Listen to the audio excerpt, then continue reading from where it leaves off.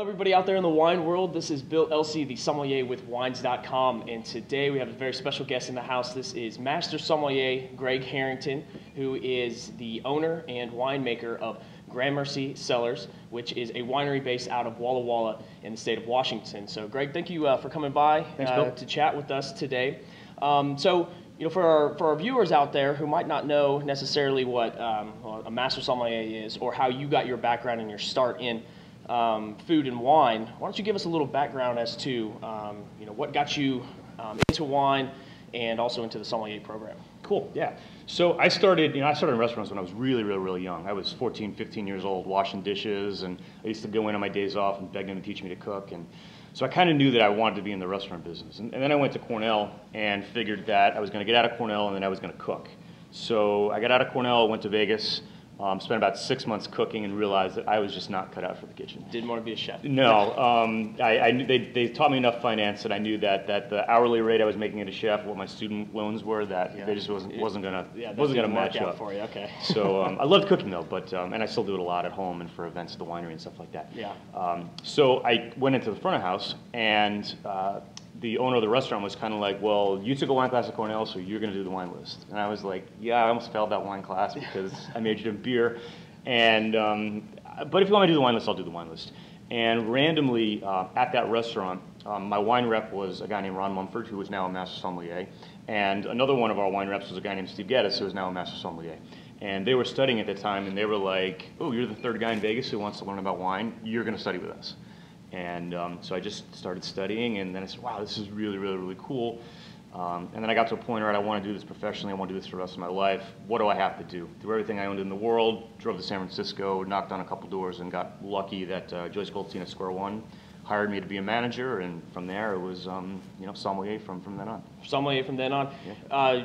Something, I guess, a little trivia fact for people out there is that you were actually the youngest Master Sommelier to have ever passed the exam. Correct? Yep. Is that still hold true today? Yeah. It's a little unfair now because I only have to do 3 levels, and now unfortunately you got to do 4. Yeah. But I passed at 26. At 26, which is I think a remarkable feat, really. So. You've had several years of running beverage programs throughout the country, and for some of the bigger restaurant groups and some of the best chefs in the country. But you decided to transition into winemaking. What was the light switch that went off for you to say, you know what, I want to kind of pursue winemaking? Was it something that was always a dream of yours, or did it kind of come over time? I'd like to say it was a well thought out plan. Actually, if I had actually worked in a winery before I started a winery, I might not have done it. I might not have had the guts to do it.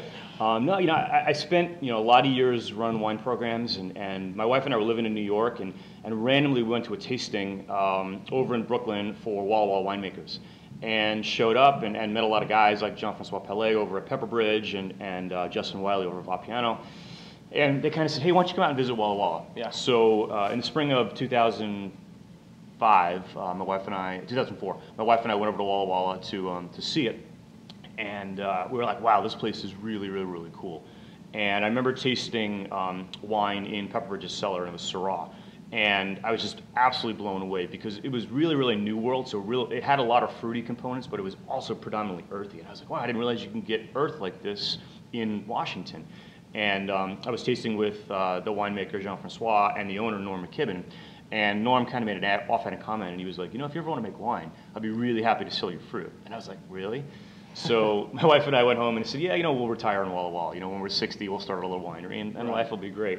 And over about a course of 2 weeks, we had literally decided to sell everything we own and move to Washington. Really? So planting that little seed, doing a tasting at the winery, then turned into 2 weeks later. Yeah, and within 9 months we were making our own wine. That's impressive. That's quite a life change because the similarities between New York and Walla Walla are significant, right? They're both booming metropolises. Exactly. Yeah.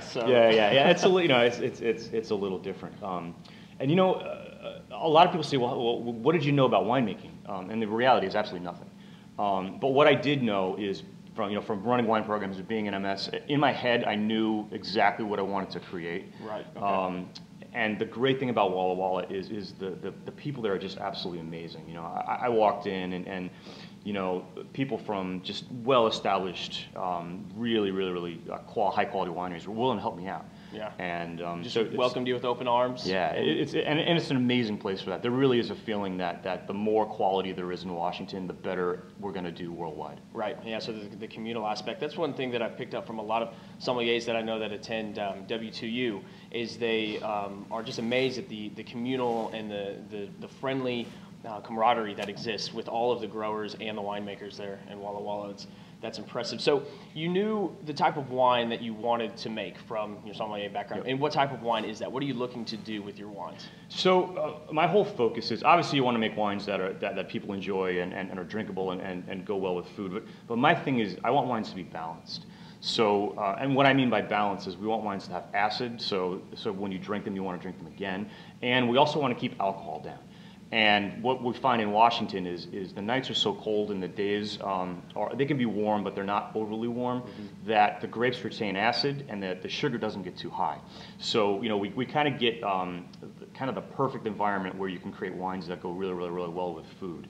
And we also didn't want to make fruit bombs. We wanted the wine to be a balance of earth and fruit. So when we're talking about Syrah, we want the blueberry and the raspberry and the black cherry, but I also want the smoked meat and a little bit of pepper, the things that Syrah is famous for when you go to the Northern Rhone Valley. Okay, so you're talking about the growing season in Washington is having these really long days, and I know kind of the location of the state allows for a lot of daylight and cool nights. What is it that I guess is different for people that might be a little bit more experienced with like Napa Valley wines or Northern California wines as opposed to Washington? What do you find the differences being in between the two? Well, the really easy way to think about it, it's kind of like making tomato sauce.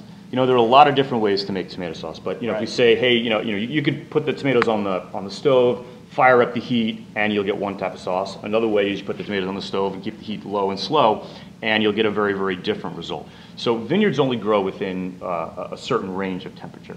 What's really great about Washington is the vineyards, they grow and then they stop depending on how cold it is or how warm it is during the day. But the biggest thing is at night, the vineyards pretty much, they don't get ripe. So you get a really, really long, slow growing season as opposed to a really, really short, fast growing season. Gotcha. And that allows us to retain acid and get what we call flavor ripeness, which is, and physiological ripeness at the same time. Gotcha. Okay. So, I know as sommeliers, a lot of times those in the trade are kind of at the forefront of what is new, what is hot, what is kind of, an area that is up and coming. Being that you got into Walla Walla in 2005, yep. Do you feel that you were kind of at the forefront? Because it seems to me like Washington over the past 3-4 years has just been like one of the hottest wine growing regions in the world. Do you think that you were kind of at the forefront of that a little bit? Was that something that you were intentionally trying to do, or? Yeah, I mean, we were definitely. It's funny because you talk to guys like Rick Small at Woodward Canyon and Gary Figgins at Leonetti. I mean, they started growing in 1974. Right, they're like, we're really at the forefront of it. Yeah, but I mean, it's still a really, really young region. I mean, when I left New York in 2005, people were like, "Where are you going?" And I got a lot of, "Oh, you're gonna make Pinot Noir." Or I didn't realize they grew wine in Washington. Is that like in Virginia or is it in Maryland? Right. Or how do you do it in Seattle with all the rain? Exactly. Yeah. And it's more of a desert climate than it is a rainy, pine tree kind of climate. Yeah. I got in at the right time because there are some very, very well-known vineyards like Red Willow or Pepper Bridge or Seven Hills where it is actually very difficult to get fruit now. Right. But we're still so young in our evolution that there's if people still want to make wine in Washington, there's another 50 years worth of fruit available. Really? And, yeah. And you think I say, like, for me the most difficult thing about winemaking is my kids will probably make much better wine than we did because, the fruit we're working with is 15, 20 years old, which is, the French don't even put those in the old cuvées. Right. Yeah. Interesting. So one thing that I've always found interesting about Washington, and you just touched on it, is that a lot of people, you have the mindset of Seattle and the Space Needle and the weather that is there. What is the weather like in the eastern part of the state, in Washington? Yeah, when you're driving through the middle of the eastern part, it looks more like Nevada or New Mexico than it actually does Seattle. Yeah. So it's much more of an arid desert type climate. Very, very, very dry. Walla Walla is kind of unique. There's a mountain range called the Blue Mountains, which kind of retains a lot of precipitation and moisture. Okay. But even in the Walla Walla Valley is about 7 miles long. Okay. On one side of the valley, we get about 7 inches of rain. On the eastern side of the valley, we get about 21 inches of rain. Okay. So very, very, very different climate. Right. Is it arid enough to where irrigation is an absolute necessity, or I mean, and every single year, or can you get away with that? Yeah, I mean, there are some areas of Washington or Walla Walla where you don't have to irrigate, but for the most part, we do have to irrigate our vineyards. Yeah.